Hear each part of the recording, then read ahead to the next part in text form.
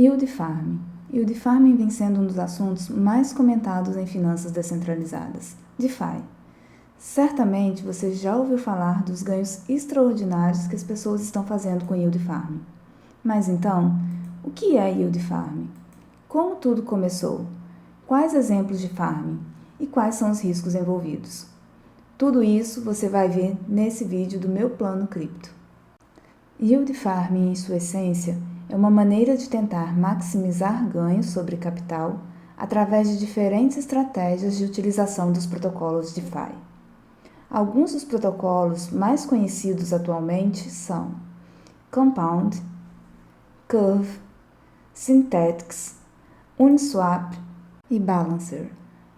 Nesse sistema, os usuários utilizam-se de estratégias como mover seus fundos entre protocolos diferentes ou trocando alguns de seus tokens por outros que estejam gerando mais rendimento em outro protocolo. Tudo isso sempre em busca das maiores taxas de juros anuais, API. Em Yield Farming, esse processo é chamado de Crop Rotation, ou rotação de culturas. Assim, se fôssemos comparar com bancos tradicionais, seria como se as pessoas estivessem sempre procurando a poupança com a melhor taxa de juros anual. Falando sobre API, é comum ver contas de poupança tradicionais com cerca de 1,5% de juros ao ano, e qualquer coisa acima de 3% é praticamente inédita nos dias de hoje. Quando se trata de Yield Farming, os retornos podem ser extremamente altos, com algumas estratégias com um retorno de até 700% ao ano. Então, a pergunta que temos que fazer é como isso é possível e quais são os riscos envolvidos. São 3 os principais elementos que tornam esses retornos possíveis: mineração de liquidez, alavancagem e risco. Vamos falar um pouco sobre cada um deles. Mineração de liquidez. A mineração de liquidez é um processo de distribuição de tokens aos usuários por eles interagirem com o protocolo. Um dos primeiros protocolos DeFi que introduziu a mineração de liquidez foi a Synthetix, que começou a recompensar os usuários com tokens SNX por eles fornecerem liquidez ao pool Synthetic Ethereum no Uniswap. Dessa forma, a mineração de liquidez cria incentivos adicionais para que as pessoas usem o protocolo. Um bom exemplo disso foi a mineração de liquidez do token COMP, introduzida pelo protocolo Compound, que inicialmente estava dando altas recompensas aos usuários que faziam empréstimos mesmo sob altas taxas de juros. Ou seja, quanto mais dinheiro se pegava emprestado, mais tokens a pessoa recebia.